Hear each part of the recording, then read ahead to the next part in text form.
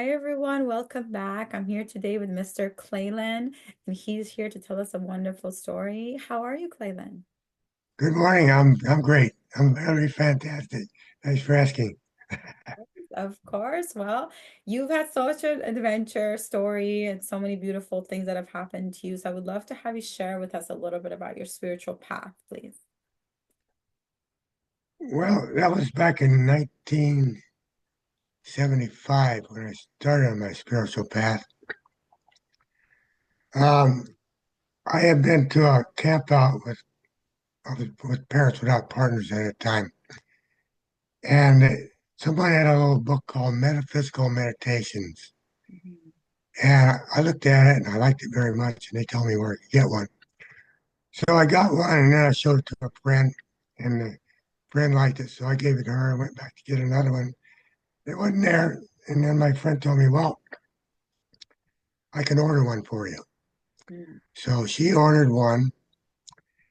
And when it came, the autobiography of a yogi by Paramahansa Yogananda came with it, and it hadn't been ordered.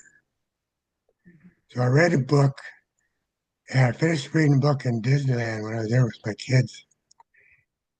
And I felt this peace come over me, and I knew this was a path for me. So I called the headquarters, and they sent me over to the Fulton Temple, which was nearby. And I had a little chit chat with Brother Achalananda. And then he advised me to call my center back and get the coordinator's phone number for the group that was Sacramento. That's a Self Realization Fellowship group. It's a center now. They got to start out a full big church.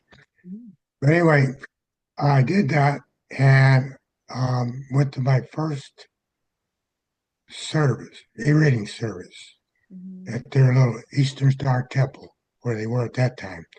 Later, they went to an office on Watt Avenue and then to a church that they um, bought called Church of Divine Light. It was before they got it. And then after that, they got the church here and now. Mhm. But anyway, at the first service, the leader did an opening prayer and then a chant and a short period of meditation, about 10 minutes. And when the chant, not the chant, when the meditation um, was going to end, she just started one little note way off in the distance on a harmonium. It was like a little crescendo, and it peacefully brought me back, not just out of the body all of a sudden. Mhm. And I felt all this peace, and it was like when the peace came over me, and when I finished reading the autobiography. And so then I found out about the lessons. So I applied for the lessons, got my Kriya, Mhm. and then after the divorce, about a year after, uh, my wife and I, not my, a year after, I went to Los Angeles. I had gotten custody of my son. So I Mhm. went to Los Angeles and lived there for 5 years and went to all the temple activities. Mhm. And before I even went there that year, um, I went to all temple activities and just slowly all the um, Patriot Partners activities, they just gradually fell off. And I went into totally all self-realization fellowship um, do, functions. So anyway, I was on that with my son for 5 years in LA. And I went Friday night uh, to the 3 hour meditation services. Mhm. And then before all this, there was a period of 6 years where I was single, Mm-hmm. Mm-hmm.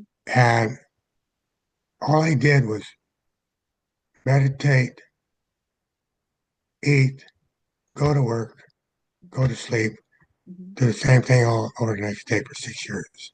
Mm-hmm. And I would spend 2 hours in the morning, 2 hours in the evening, short meditation midday.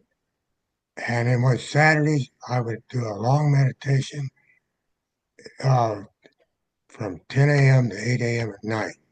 Mm-hmm. And that involved meditation, reading books, listening to tapes, um, and chanting.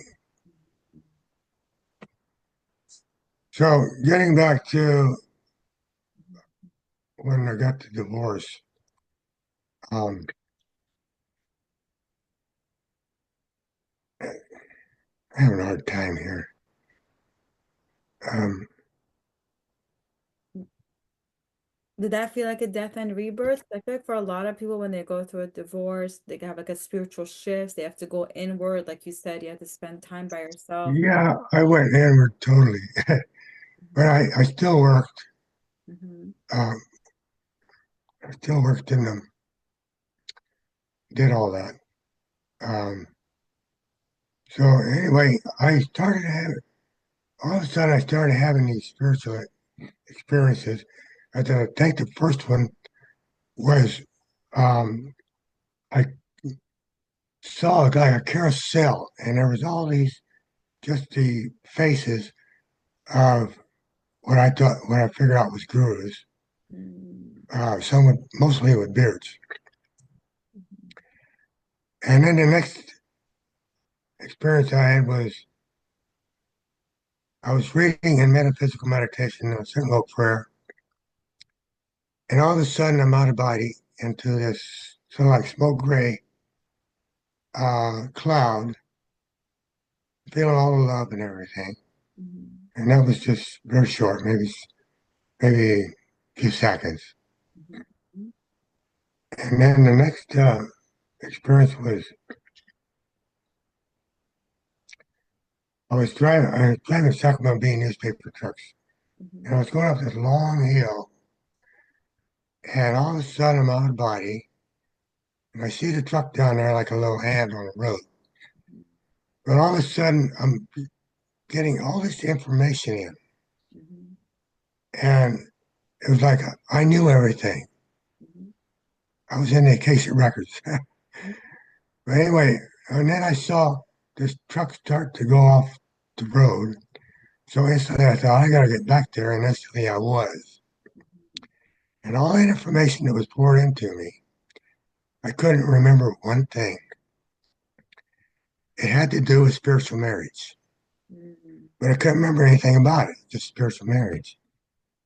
Well, the self realization fellowship lessons, the last two lessons are on spiritual marriage. Mm-hmm. And Mm-hmm. everything that was in the lessons was what was told me when I was up there in that out of body experience. Mm-hmm. So I went on um, serving at the convocation, serving at the Pasadena Temple and other places as an usher. Mm-hmm. And I think I was about 5 years into being with self realization. Uh, I was at the Halloween function they had on Halloween up at the Mother Center on top of Mount Washington, LA. Mm-hmm. And I had always had a desire to visit Diamond and have her touch me on my spiritual life. Well, Diamond comes walking toward me. And when she gets up in front of me, she reaches out her hand, and I take her hand and I put it to my forehead. And instantly, it was all white light. I was a light. I was in the light. I was a light. And then I came out of that. It probably only lasted a few seconds. Mm-hmm. And the next thing I know, I was, really, really out of it. One of the other ushers came over and touched me and said, "Go over here and keep this line going." So I went over there. That's all I did was just try to keep the line going. I couldn't think about anything. But anyway, that was the next big experience I had. Wow. Like a oneness, like she did, gave you It like a was the one that's in the light. Yeah, one totally. became one with the light. But Dayama was a pretty interesting woman, right? Like she, Daimao gave me that. That's actually a samadhi, yeah, and Daimao put me in a samadhi yeah, with that touch of her. Yeah, she was self-realized already too. yeah. She has such a Like good, Yogananda. you look at her picture, she has such a good energy, right? Yeah. Yeah, see all the love in her eyes. Yeah. Yeah. So then what happened after you had that? Did you kind of come back to reality the same, or was it like you started to feel the oneness in people or like when you were just out and about? No, that didn't really start till later on. Um, I had the more spiritual experiences, um, but they weren't anything really pronounced. It was, like that one. Mhm. But when it really happened was 6.5 years ago, almost 7, when I was assaulted. I had picked up a man at the Tri-City Hospital, and when I got down, I'm taking him to the bus station to the hospital. And I think they bought the ticket for him. Anyway, um, we got down to the corner of Mission and Cleveland, and I have these in the back, in the pockets on this passenger and driver's seat, in the back of them. They're complimentary bottles of water for passengers. Mhm. So he had taken one and opened up and squirted me. I thought he was playing around. Let's not do that. So I made my turn. He squirted me again. I stopped the car, and then he reached over and gave me a full arm chokehold. Oh my God, like right away. Whoa. As soon as I stopped the car, he did it. Wow, wow. Hmm. Pardon? Well, it's like he was right away when he got in the car, he was acting weird. I was like immediately when you picked him up, like he started with the water thing. He was No, he didn't start the water until I made that left turn on the Cleveland off of Mission. okay, so he was kind of just See, sitting and the there. bus station was only 2 blocks from there. Mhm. Okay. So while he was choking me, I couldn't breathe hardly. Could hardly breathe. But my first thought I had in my head was, am I going to die? And I didn't get any impression that I was, so I just assumed I wasn't. Mhm. The next thought that went in my head, Lord bless his soul. And the next thought was, what can I do? And I heard a voice in my head say, lean on the horn. And I knew that was God. Mhm. So I leaned on the horn. It was like a Morse code sort of long, short, shorts, long, longs. Mhm. And two ladies that were about a block away heard it. One of them picked it up as a panic call. Mhm. They came around, they saw the whole thing happen. Mhm. Mhm. So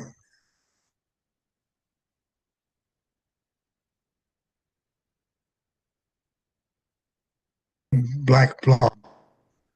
Well, you said, I'm sorry, you got cut off. You were saying the two ladies came and saw the whole thing happened, and then what happened? All right, sorry, you got cut off. Well, while they was watching, they saw him Mhm. hitting me, choking me, and then letting go with his one hand and started hitting me. But Mhm. when it was cut, when I saw the fist come down toward me, Mhm. it was just like a big black blob that never really touched me. In Mhm. other words, God took away the pain of that and the impact of it. Mhm. And then he finally let go, and I got halfway out of the car. He had gotten out of the car. He came around, picked me up, threw me on the ground. And then he was going to hijack. He was hijacking me. And two homeless guys tried to stop him, but they couldn't. So he drove off. Now, before he drove off, a couple of people had come over and helped me stand up. and I was facing the car when he drove off, and I waved my hand and said goodbye. I, I was in a state of joy, you know, from Again, that experience. yes. And so they walked me over, and there was a transformer box here on the sidewalk. Sat down on that. Um, Sarah Scott was her name that was helping me. And she had a bottle of water. She shared her water with me. And she stayed with me until, um, well, the police came first. They were questioning me. And then the ambulance came. And the first thing they did was put a brace around my neck because it was starting to hurt. Mm, And that little bit of discomfort right there before they put the brace around my neck, that's the only pain I ever felt to this day. whoa. To this day. And I had arthritis in my neck and arthritis in my low back. Wow. So that when they did that surgery to put a plate in my neck to compensate for the damaged ligament, Mm, things got cleaned up. mm, Um, but most, like on the back part, I think that was done during the time I was being. In other words, God took away all the pain. He just cleaned me up and made me healthy again. wow. Um, Amazing. so when I got to the hospital, I was in a state of joy. And they said, "We've never seen anybody like you before," because I was in that state of joy. And even after they put a trach in me, and I had a trach in my a tracheotomy so I could breathe for 6 days. That was the only thing that was uncomfortable was the trach was in it. It wasn't painful though. And then seventh day, they took it out. Ninth day, I went home. And for a whole month, and my wife felt it too, in the house, I was all in a deep state of peace and calmness. And then after I got out into the world, then that waned a lot, but I still got quite a bit of it left. Yeah, it'll stay with me forever now, I think. But that's basically the first part. Right. Um, there was going back to recap, getting in SRF, all the meditation work I did. I call it spiritual work. All the spiritual work I did over those years before the assault was what brought me to the point where I could forgive him while he was choking me. So that was a lot of spiritual work. Yeah. Forgiveness is the So, hardest thing, I think. They so say that again, forgiveness is one of the hardest spiritual lessons to be able to it is. I forgive. feel so sorry for my my first wife. At this point in time, she is still full of hatred and anger toward me for the bad way I treated her the last 5 years we were married. Sad. Yeah. Yeah. Yeah, and I understand that. I understand that. So it'll just wait for her time when she's ready. And it might be while I'm still alive, and it may not be. But it is what it is. And I just keep praying for her. Beautiful. Yeah. And the children, they disown me too, still, and they still won't communicate with me. And so I look at myself as a harbor, and they're the boats, and they're free to come and go as they want. And I love them all, and I bless them all. And I forgive them for doing what they're doing now. Is it because you understand, or like, what is the reason that you're able to forgive people, especially the man that hurt you, for example? Like, like, how is it that you're able to forgive someone that could have killed you, and didn't care and never apologized and all that? That's sure I understand. Like, I mean, like, how is it that you're able to forgive a person that almost tried to kill you, right? And didn't ever apologize? What? Because I know my oneness with God. I know who I am. Uh, and God's all forgiving, all loving. And so I am too, because I'm one with him. Wow. So it's like I a state of I experience that oneness with myself, within myself. And I've experienced his presence like a shroud around me. In other words, from the time I got on the spiritual path to this day, that's where I've evolved to. do you feel like it was like the kriyas or the experiences you had? Like what got Oh, definitely. Korea is the biggest part of it. can you talk to us a little bit about yeah, kriya? Because some people might not know what kriya is and there's different Korea, okay. Self-realization fellowship has these meditation techniques, and they start out with what they call the energization exercises, which actually puts energy into your body when you do the exercise. As long as you visualize energy from the universe coming into your medulla and going into your body. And once you tense each body part, that's where it goes. So there's, I forgot how many body parts there are, but we test every one of them and visualize energy going there. And you can feel all the cells tingle when you do that. You know the energy's there. And then you got the what they call the 20-20-20 breathing exercise. And then you have the Hong Saw technique, which is watching your breath for the mantra. Then you have um, um, Om technique, which is closing off the eyes and ears and nose, and the eyes and ears, and listening the Om sound. for sounds within. And then you've got the Kriya, which I can't tell you about. You could read it in the autobiography of a yogi, um, something about it. But basically, all it is drawing the energy up the spine to the Christ center and back down. Mhm. And it burns And karmas, right? Like it burns karmas, but how did it bring you into a state of forgiveness? That's what I'm very curious about because the state of forgiveness is such a high state of consciousness. And today's Good Friday is the day they killed Yeshua, right? So it's all about forgiveness, that thing too. So that's what I'm curious. Like, how did Kriya help you get into this state of consciousness? Was it like you just immediately, it kind of got all the humanness in you kind of got erased through Kriya, and this is what stayed your God self? Or how would you explain it, I guess?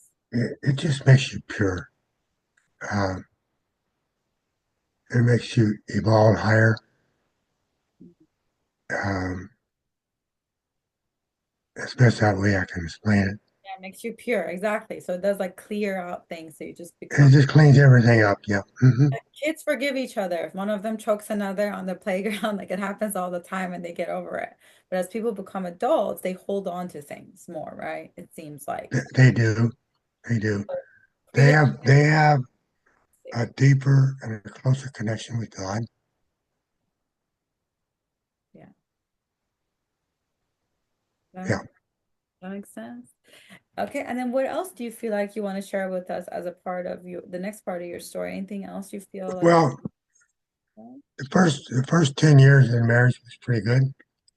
We did the normal things, we would raise the kids, took them places, you name it. We did it. But about the last 5 years in my job, some of the guys would hang around work afterwards in the boss's office, and we'd drink and chit chat. Mhm. Well, I got into that, and I got into drinking pretty heavy. And it got to the point where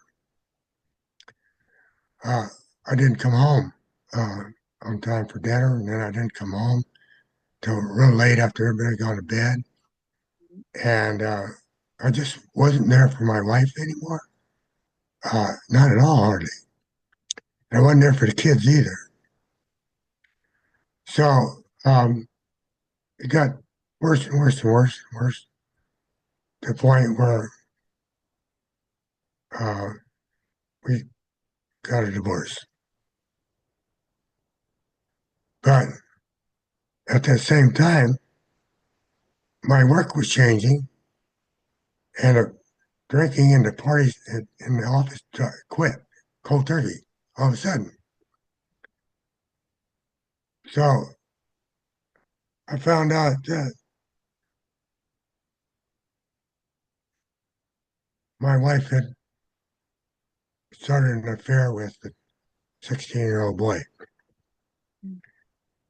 and the kids were having their friends coming into their room through the windows, uh, which I didn't know was happening. Neighbor neighbor saw it though. Anyway, I found out about it, so I decided to get a divorce, and Oh, yeah. so I forgive her for that. I hope someday she can forgive me for what I did. Mm. Yeah.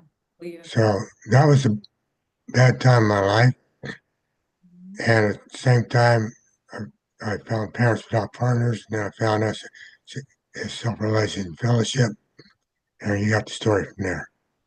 So it's kind of like, yeah, like almost like some kind of a spiritual force came to you during a time of really painful you were going through, but you found these groups like so. Oh, well, yeah, well, Yogananda found me first through that little book, Metaphysical Meditations, then the autobiography Yogi, and then getting involved with the SDF group in Sacramento, Mhm, mhm. and then temples in LA when I was down there serving to the usher, and every year at convocation for 9 years. Oh wow. I was in head usher for they call it the meditation music room in the Biltmore Hotel, and then when they moved up to Bonavista, they call it the meditation room. Mm, mhm. So I was head usher at the convocation for 9 years, two, seven at Biltmore, two at Bonaventure. Mhm. And then Pasadena Temple, I was head usher for 4 years. Oh, wow.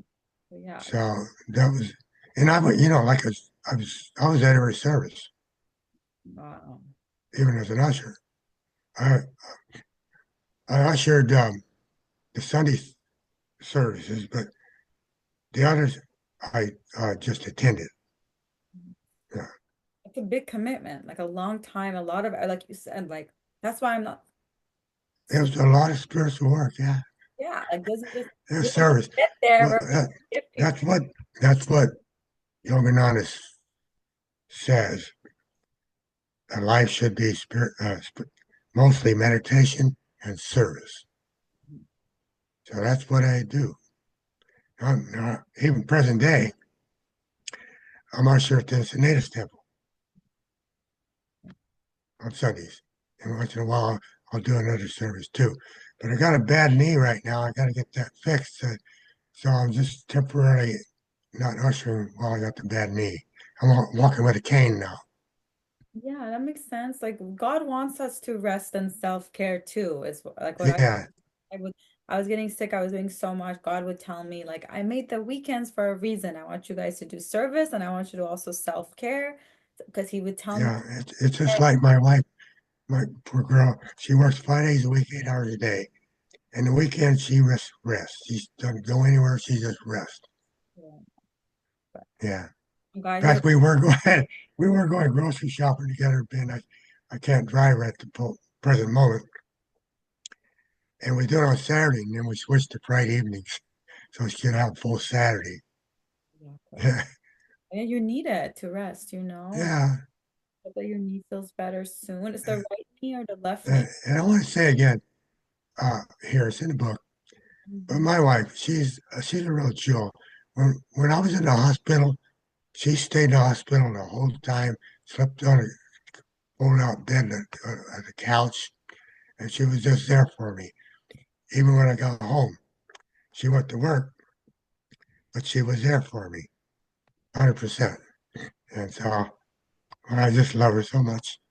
I love that you guys have each other's back and you have this beautiful marriage. I had a chance to meet her at Reverend Bill's event, and she's so sweet. I love her energy too. So you can, Yeah, I know you've met her. Yeah, she's adorable. So yeah. Yeah. I love that. I love that.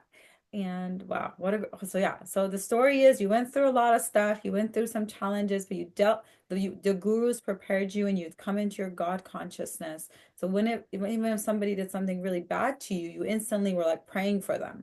You wanted him to, you're blessing the man while he was hurting you, which is just like Yes, absolutely. amazing, so Because inspiring. they're, actually, they're part of me. I'm part of them. We're all one. Wow. Yeah. 'Cause yeah. Forgive them, Father, for not what they do, right? That was the message. That's right. In fact, I had written that in a note, and my wife was being interviewed by Channel 7, um, and she showed that on the news. Father, forgive them for they know not what they do in that little notebook. And that's another thing, too. Uh, I had this low jack tracking system on the car, and it got spotted in LA, and there was a high speed chase, and it was all televised from LA area all the way up to the Beaumont area, and that's where they caught him. And when they caught him, they were going to put him in the car, and you could hear it. He shouted out, the demons are real, the demons are real." What had happened? He was on medicine for schizophrenia, and he got off his medicine and got high on drugs. I didn't know this until after the fact, after he had told me. Um, then he went to Vista Complex. When I got the brace off 3 months later, I went and visited him there. He was happy to see me because at the sentencing hearing, he had heard me tell the judge in my statement, "I don't hold him responsible. He wasn't in his right mind. I forgive him. God bless him." And he was happy to see me when I came to see him in the jail. And then he was moved down to a jail, a prison near the border. I forget the name of it. And I went down there twice and visited him again. Then he got moved to Chino State Prison.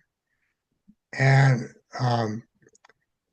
then he went from there to Cochran State Prison and he got onto drug rehabilitation there.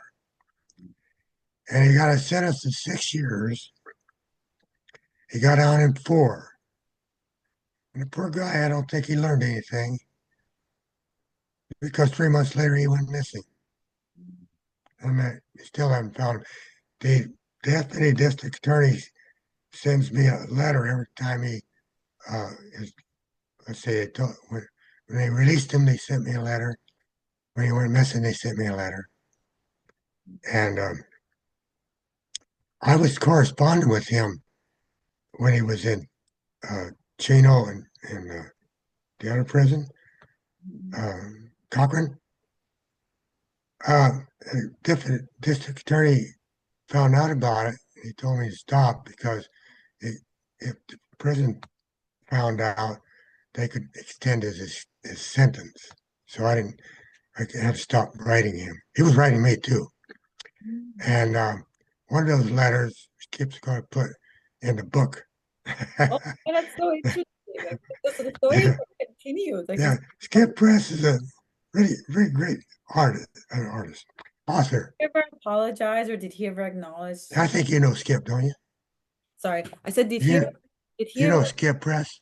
Skip? I don't know. Do I know Skip? Does he hang out with the group that we He all? usually he didn't come to this one where you were, but Mhm. he generally comes to Reverend Bill's Okay, yes. uh, functions. By the way, um, when I went to my first Reverend Bill workshop, that was another great spiritual experience that boosted me up to where I am now. Yeah, you can you share about that? Because yeah, Reverend Bill, I've had really incredible experiences with him too, but I would love for people to hear your experience. Well, he laid his hands on me on the hands on, I felt all the energy and the love, but I didn't realize till a little bit later that I did. I had sort of jumped up to a little higher consciousness where it stayed there. Mm. Like If the other traumatic experiences I had, dramatic, I should say, I guess. yeah, yeah. Yeah. So thumbs up to Reverend Bill. I love Reverend Bill. Yeah. Yeah. I'm reading his um, Cosmic Chronicles right now. The newest book, Cosmic Chronicles. Everybody go get I, Reverend Bill's Cosmic. that's one of his best books. Is it okay? I haven't ordered that one. I'm reading this one right now, which is called Oh, Sacred. I'm reading that too. I'm reading them both, and I'm just loving that. I know these poems are my favorite because I could be having a bad mood. Yeah, Just read one poem and it fixes it. Like these yeah, poems are like medicine. right. We have a good Have group, you soul group. have you got Cosmic Chronicles there? So I have to buy that one. I have the Oh, wait a minute. Hang on, I'll be right back. okay, yeah, that's what people we can show it so people can see it because I like the cover because it's his galactic picture. Here we go. Yeah, it's Cosmic Chronicles. That's our spiritual healer. Yeah, Well, he teaches us self-healing. But when you go to the workshops, he does give this energy healing to people. And I remember like for me, it was like my third eye was burning. My whole body felt like it went through a cleanse. I couldn't even sit on my chair. The first time I saw him, I was being pushed back with the amount of light that was coming out of his third eye. I was like, what is happening? yeah, So wow. yeah, Okay. So yeah. and then me and you and Reverend Bill and Dr. Kim and Miss Sharon and my dad, we all went to SRF Gardens. It was like in June. Yeah, right. And We remember were the there. fires happened a few months after that. So, but the Yeah, yeah, gardens are okay. yeah. Okay. Let's see. Um, oh, when the attacker attacked me, when he was in prison, I sent him three books: Autobiography of a Yogi, Where There's Light, and Metaphysical Meditation. Well, he said he liked the little prayer book, Metaphysical Meditation, but he didn't say anything about the other two, so I don't think he read them. But anyway, he got the little prayer book. Um, So I was talking about Skip, I think, and he's still working on a book. He's doing a phenomenal job, and so I just want to put out a little um, something that will say, if you're looking for an author, just Skip Press. Skip Press. Okay. And how Yeah, do people get a hold of him? Like his phone number, email, or it something? was Skip Press at gmail.com. Skippress@gmail.com. Okay. And if people Yeah. are interested, put in the comments and we'll have, we'll get you guys the contact. Um, He I writes. gotta put I gotta put on my glasses Oh. to find the comments. No, later. Uh, Like when I post the video, then people are gonna comment on it. And then okay, yeah, yeah, yeah. sounds good. Yes, yes, yes. Okay. Well, let's see now. I want to make sure I'm complete. Yeah, I think I got everything in there I needed to say. It wasn't all exactly in chronological order, but I don't think that matters. No, I think like the message came through and I think people are gonna feel the energy. Like that when you talk about the person that tried to kill you, that stole your car, that you forgive him because you know he wasn't in his right mind. He was schizophrenic. And then demons do sometimes get inside of people and attack people, so that also happens. So you had a lot of light. So the moment he saw you, that was triggering to the dark energies. And they sometimes try to, and that was interesting to me how they always go for the neck or they do these interesting attacks to light workers. But the fact that you forgive him is like amazing. But we know that it was the preparation, everything you did spiritually, Yeah, right. like God does. Like, you're just like me. You had a bad day, you freaked out, that kind of thing. So Yeah, yeah, you got it right. I love that. Thank you so much for coming on, Clayton. And I know the book is going to be written about your story. So if you like, whenever that happens, you can come back and share more with us and share the book as well. People Absolutely. And hope it's one day I'll have a book signing. Oh, I love that. Of course, because it's good to Okay. know the whole story. Well, thank you for having me and doing this little Zoom, and God bless you. I love you. I love you too, Clayland, and please give your wife a hug for me as well. And I'm gonna post the video right now. Thank you so much. Fantastic. Thank you so much.